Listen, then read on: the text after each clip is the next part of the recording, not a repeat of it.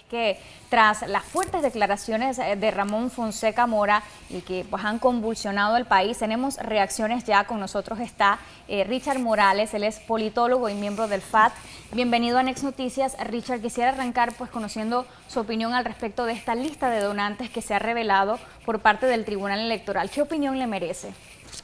Yo creo que la lista de donantes es una burla a la inteligencia de los panameños. Es claro que es una lista que el presidente y su equipo confeccionan, es una lista que no está cerciorada, fiscalizada por ninguna otra fuente. Ni siquiera el Tribunal Electoral tiene la capacidad de garantizar que esos son los verdaderos donantes de Varela, que son los verdaderos montos y que no hay otros donantes que de alguna manera están encubriendo. Así que el haber utilizado esta lista como una especie de artimaña política para desviar la atención es un insulto a la inteligencia de los panameños. Y ¿Tranquiliza esta lista a alguien?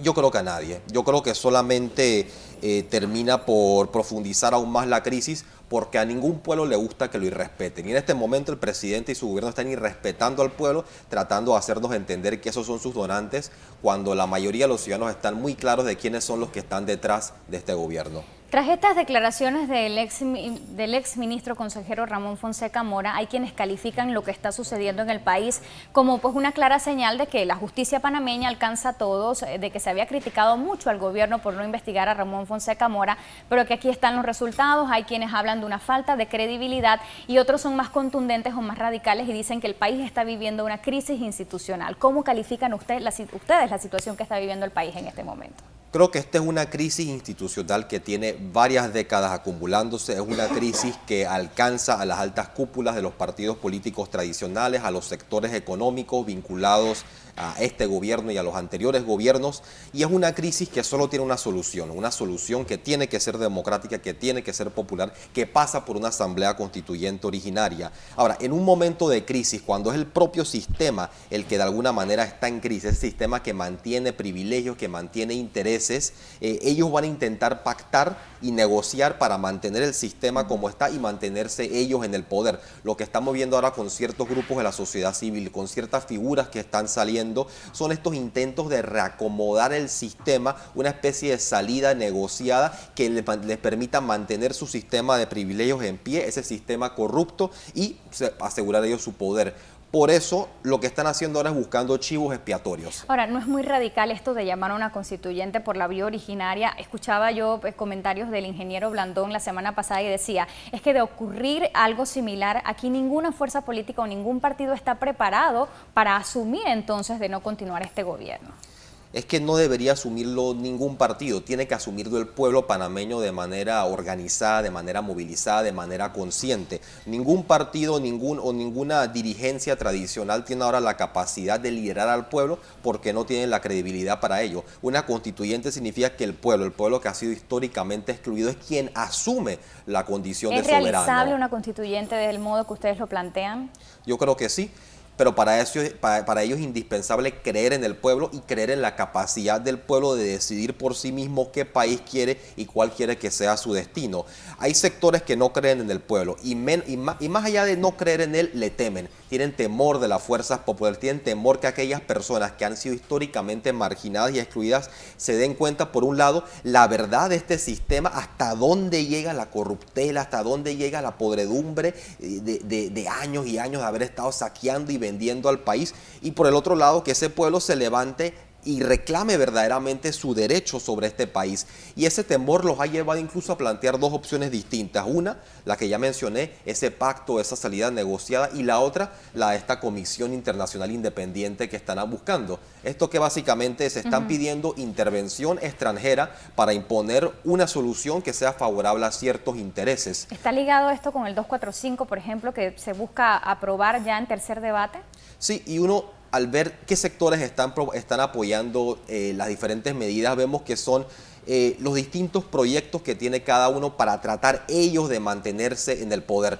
Recordemos que existen diferencias políticas entre los sectores de la élite, pero a fin de cuentas los unen los intereses. Y ellos buscan repartirse repartirse el botín básicamente, y quien tenga mayor poder tiene mayor acceso a ese botín. Ahora que me mencionan los sectores, por estos días partidos como el Frente Amplio por la Democracia y los gremios sindicalistas que integran o es donde está la génesis de este partido han recibido muchas críticas.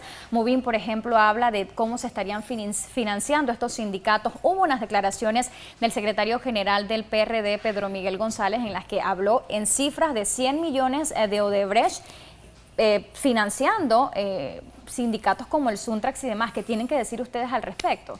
Aquí vemos una vez más, todo eso responde al temor que tienen las élites al pueblo organizado, el temor que tienen ellas de que el pueblo se levante y tome verdaderamente el poder en el país. Y para eso van a buscar mentir, van a buscar desviar la atención a temas que no tienen nada que ver con el problema de fondo, van a intentar descalificar a los dirigentes, a las organizaciones. Y ahí vemos que en ese tema, en el temor a las fuerzas populares, se unen los partidos políticos tradicionales, se unen los sectores de la élite y de la llamada sociedad civil. Una se unen a atacar y descalificar porque todos tienen temor a que el pueblo verdaderamente se levante y cobre fuerza. Pero ¿estarían dispuestos a ustedes a someterse a una auditoría como tanto lo piden, un informe de dónde sale el financiamiento de estos partidos? Porque fueron claras y decía Pedro Miguel que esto a la luz de la ley pues era una cifra bastante escandalosa, 100 millones de dólares. Y es una cifra ridícula, totalmente inventada, y el sindicato rinde cuentas de manera regular a los trabajadores y a las instituciones del Estado que están encargadas de ver el tema laboral. Y en cuanto al partido, los fondos que utilizó el partido en la campaña pasada fueron fondos públicos que fueron manejados con el Tribunal Electoral. Así que las cifras que él está dando no solo son... Pero en esta lista sí hay que creerle al Tribunal Electoral. Bueno, es que el Tribunal Electoral prácticamente manejaban ellos el dinero. Yo estoy seguro que a los demás partidos no los fiscalizaron tanto como nosotros. Estaban prácticamente contando cuántas volantes imprimíamos para repartir. Y ahí vemos que está el sesgo y el temor que tienen a los sectores populares porque ellos no creen en el pueblo. Y por eso están pidiendo comisión independiente internacional para que vengan nuevamente de afuera, como sucedió en Guatemala. Si vemos el ejemplo de lo que pasó en Guatemala, el que estaba pidiendo esa comisión internacional era el vicepresidente de Estados Unidos de Obama, Joe Biden. ¿Y por qué están pidiéndola en Panamá? Porque quieren nuevamente que la solución venga de la Embajada de Estados Unidos, porque ahí encuentran las soluciones a los problemas en Panamá. No confían en el pueblo y prefieren soluciones de afuera o soluciones negociadas, impuestas, porque no creen que este pueblo tiene la capacidad de decidir por sí mismo qué clase de gobierno, qué clase de país quiere ser. Ante esta crisis institucional, como le han llamado a la situación o al momento que vive el país, ¿estarían la coyuntura o la base que ustedes estaban esperando como partido para realzarse o posicionarse? ¿Podría ser el momento ante el desgaste mismo de los partidos tradicionales? Yo creo que sí, porque es un momento donde el pueblo está cobrando mayor conciencia de la realidad que está viviendo, de la profundidad de la corrupción del sistema, que no es suficiente cambiar un gobernante para poner otro, sino que necesitamos un cambio de sistema para uno que sea verdaderamente democrático.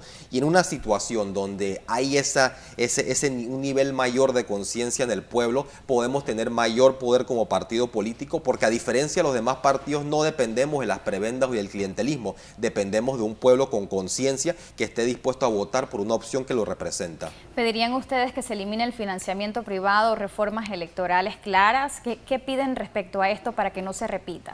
Sí, nosotros estamos planteando que no es suficiente siquiera que se revelen las listas de donantes. Necesitamos financiamiento 100% público para así cortar con el problema de raíz, que las elecciones sean solamente financiadas a través de los recursos públicos, pero de una manera austera, de otras maneras que no sean tan caras las elecciones como lo son actualmente y que los recursos que se utilicen para las elecciones sean repartidos de forma equitativa. Las elecciones no deben servir para que algunos lucren a costa de esto. Sabemos que en cada época electoral, cada 5 años, surge una cantidad de negocios en torno al proceso electoral.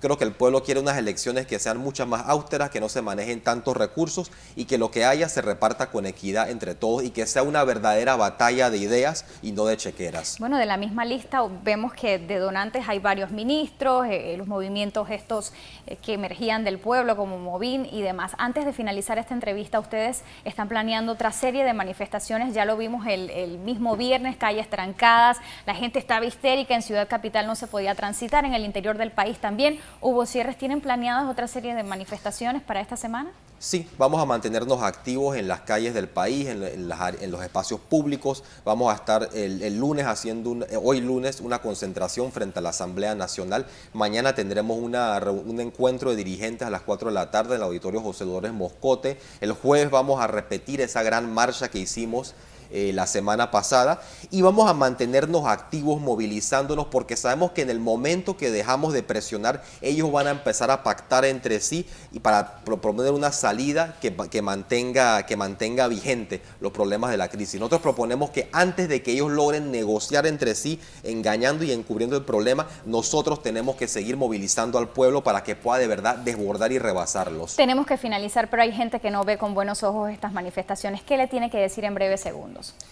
Que los derechos no se entregan, se conquistan y nosotros estamos emprendiendo luchas democráticas para conquistar los derechos del pueblo panameño y necesitamos que el resto del pueblo panameño se una a estas movilizaciones porque solo de esta manera lograremos derrotar a los enemigos de la nación y lograremos verdaderamente conquistar ese derecho a que seamos nosotros como pueblo quienes decidamos nuestro propio destino. Richard Morales, gracias por estar esta mañana aquí en Next Noticias.